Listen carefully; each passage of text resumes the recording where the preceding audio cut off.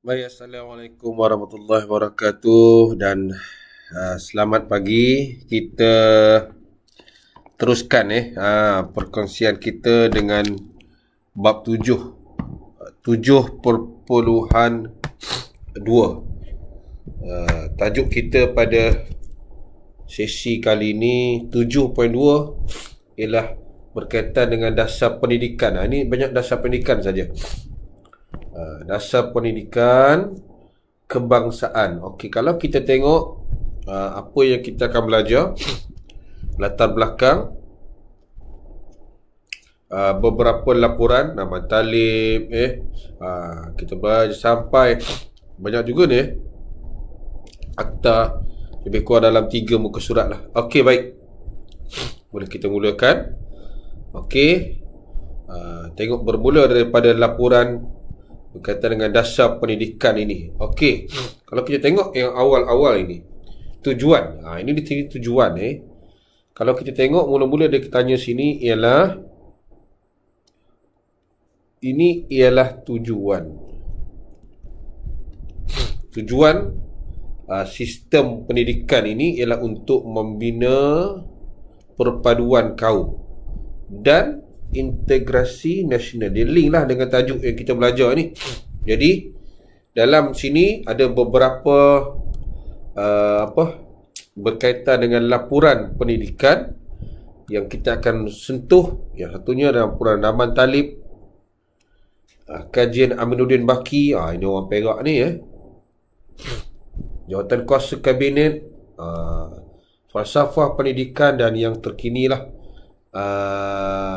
falsafah pendidikan dan akta pendidikan. Jadi ada berapa di sini. Jadi kalau kita tengok di sini pelajar, ada beberapa yang perlu kita faham. 1, 2, 3, 4 dan 5. Okey, kita mulakan dengan yang pertama, laporan latar belakang dasar. Maksudnya ini ialah bila soalan dia bertanya tentang latar belakang, jelaskan.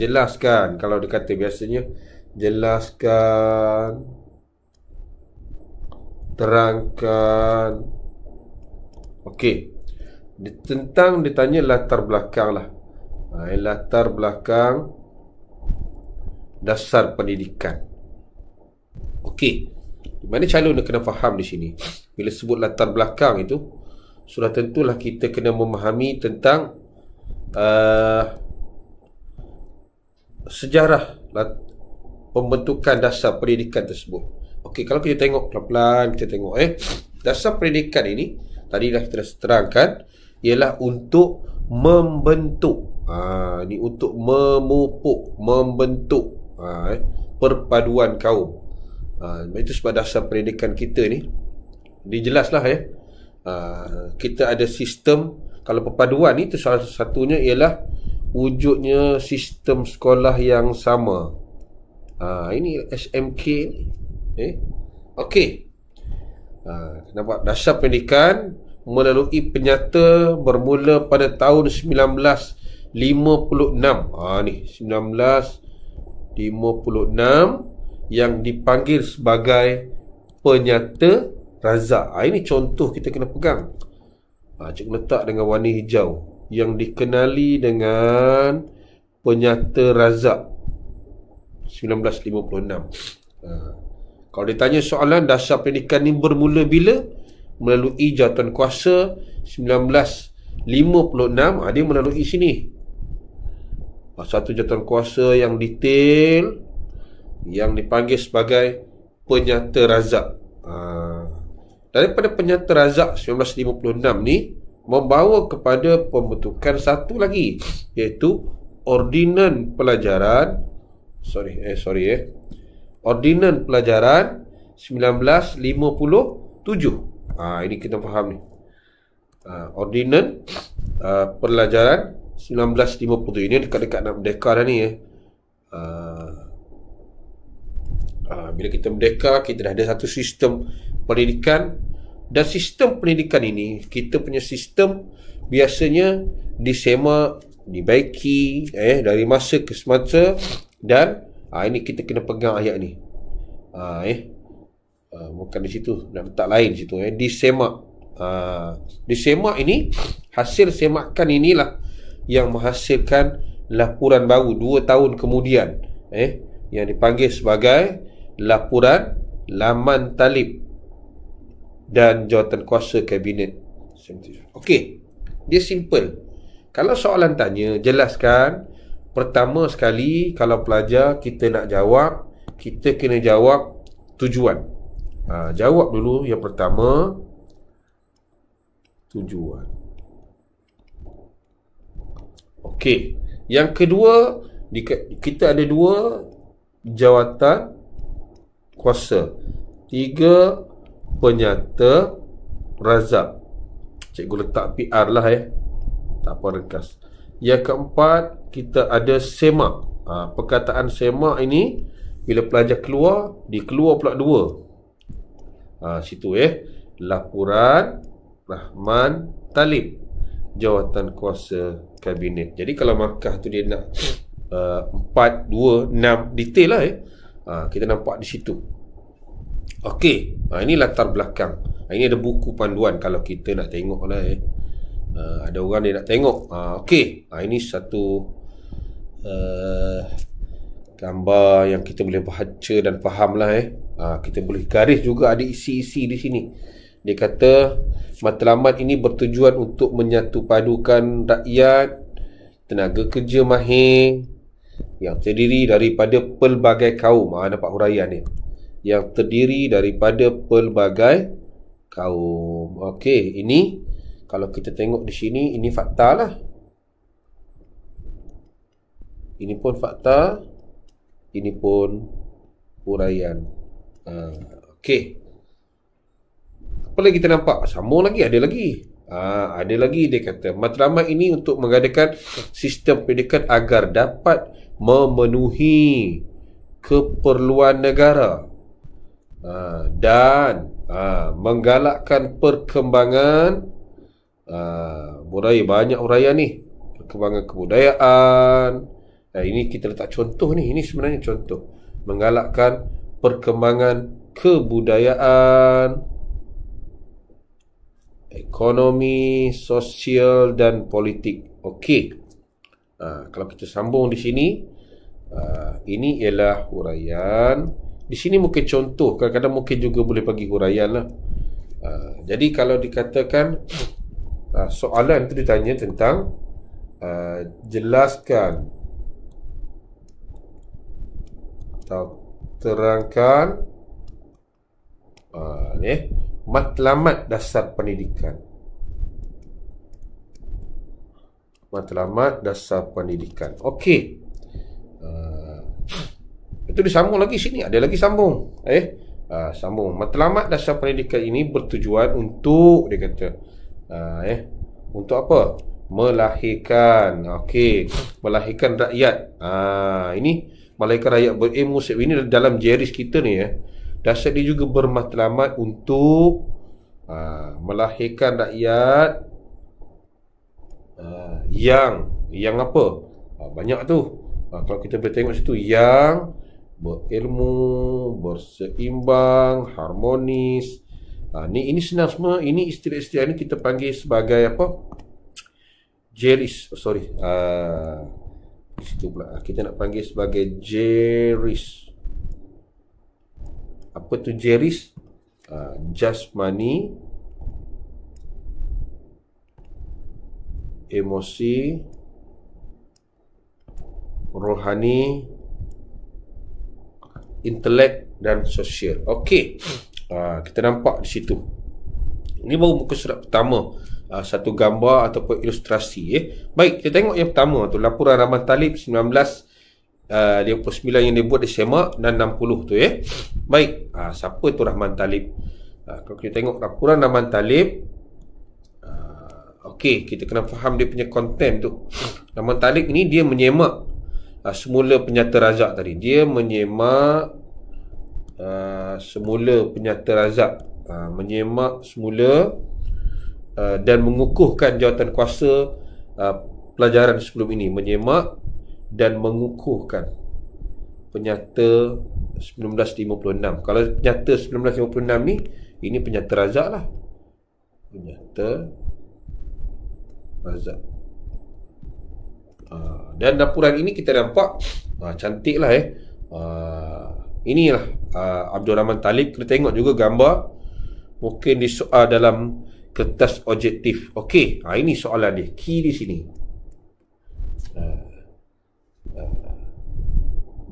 Kalau dia kata buktikan, adakah laporan ini masih mengekalkan perpaduan? Masih mengekalkan perpaduan. Di sini mungkin soalan disoal lah kalau kita tengok sama, dia masih lagi menjadikan bahasa Melayu sebagai bahasa pengantar di semua peringkat lah. Tujuan dia kurikulum yang berorientasikan negara. Ini kalau kita tengok di sini satu lah, ini dua. Yang mana tujuan ni kita nampak lah dengan jelas lah. Tujuan dia buat sistem kurikulum ini ialah untuk apa? Dia nak mewujudkan perasaan cinta akan negara. Di sini kita kena faham. Di sini mungkin boleh jadi markah ni 2, 4 soalan yang mungkin boleh disoal di situ lah Okey, nampak situ detail dia buat tu ini laporan Rahman Talib. Okey, kita tengok bawah. Rahman Talib mencadangkan beberapa cadangan tambahan. Tengok cadangan tambahan beliau. Di sini kita nampak mata pelajaran yang kita belajar hari ini, siapa yang cadangkan. Inilah penekanan kepada mata pelajaran sejarah. Yang tujuannya untuk apa? Ini kita belajar sejarah ni.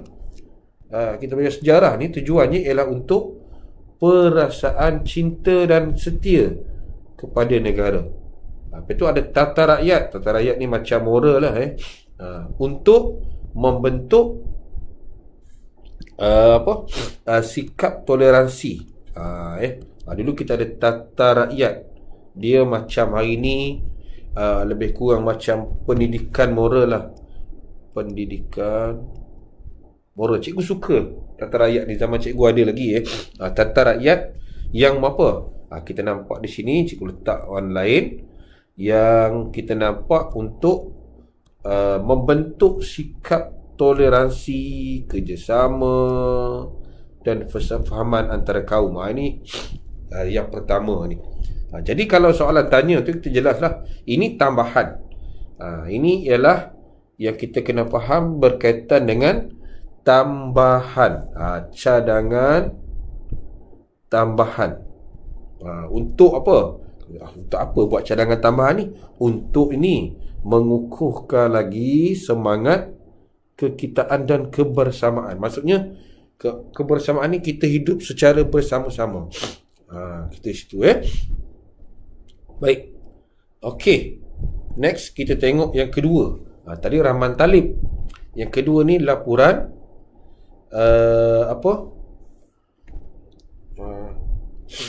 Aminuddin Baki. Ya Allah, nak sebut payah betul Okey, tengok Aminuddin Baki, handsome orang dia. Tengok ni Aminuddin Baki ni. Tengok gambar, bezakan antara Aminuddin Baki dengan Rahman Talib. Okey, baca sedikit tentang interpretasi ni bagaimana sistem kurikulum yang sama, sistem kurikulum dapat memupuk semangat perpaduan. Kalau payah jumpa di sini, ini kita nak jawab tadi melalui apa tadi? Salah satunya ialah melalui situ begini, melalui subjek. Kita contohnya subjek apa tadi? Subjek sejarah. Melalui apa lagi? Bahasa Melayu. Kita nampak situ Okey. Good. Kita tengok Aminuddin Baki ni. dia sama juga menyemak kembali laporan laman talib, dan dia ini buat penambahbaikan. Dia pula beliau, atau aku kita sebut beliau, apa yang dia buat, apa yang beliau buat. Okey, kalau kita tengok di sini, kita letak nombor 1, nombor 2, nombor 3, sebab ini boleh juga jadi soalan. Apa kalau soalan ni? Apakah penambahbaikan yang dilakukan oleh Aminuddin Baki? Apakah penambahbaikan yang dibuat? Okey, kita tengok situ. Kita kena faham yang dibuat di sini. Okey, yang pertama kita tengok situ. Yang pertama apa dia buat? Sistem persekolahan yang ada aneka jurusan. Ini fakta. Ini fakta. Kalau kita letak di sini, ini ialah, cikgu letak warna merah. Ini ialah fakta. Apa pergi situ pula? Lari ini ialah fakta. Okey. Untuk tu huraian ialah untuk apa? Untuk menampung pelajar yang gagal memasuki sekolah akademik. Ini macam apa? Sekolah vocational hari ni lah. Ini ialah huraian. Ada dua situ okey. Apa yang ada di situ? Sambung. Sambung lagi ialah bagaimana penambahbaikan yang seterusnya ialah memperkenalkan kursus kemahiran. Kursus kemahiran ni macam vocational juga. Yang tujuannya ialah untuk melahirkan tenaga kerja mahir yang melibatkan pelbagai kaum, persediaan memenuhi permintaan pasaran kerja. Okey, ada berapa huraian? Di sini ada. Sini ialah huraian. Di sini pun huraian. Ada lagi itu. Dan yang terakhir, ini jasa beliau ni. Seterusnya beliau apa lagi dia buat? Kita nampak mewujudkan. Ini kita nampak yang hari ini ni, mewujudkan sekolah kebangsaan. Yang mana kalau kita tengok, ini huraian ini menggabungkan semua kaum. Jadi ada fakta,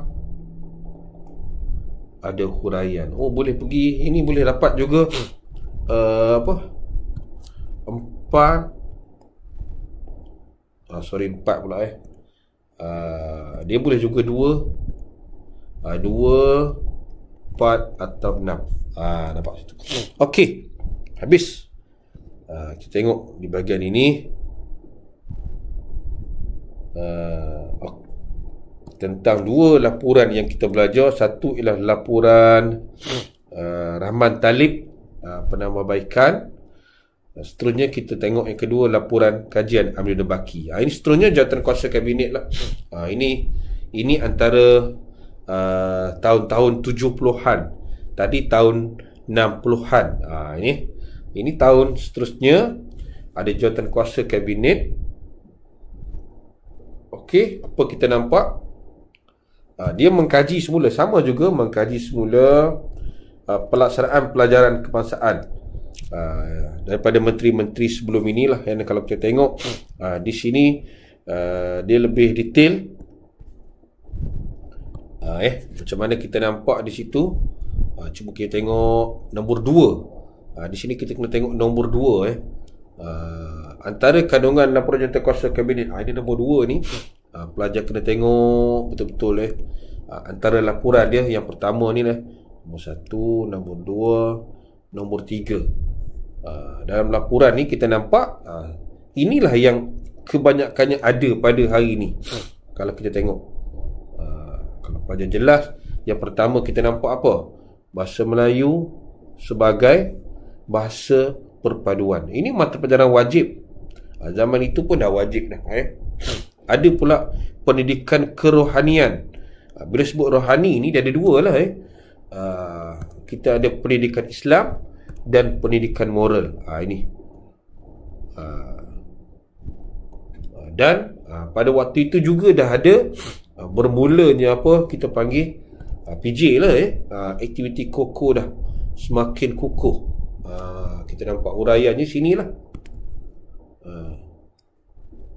Beruniform, sukan, ini sama dengan apa yang kalau kita nak tengok sini, ingat subjek. Dia lebih senang saja. Kalau pelajar, ingat subjek.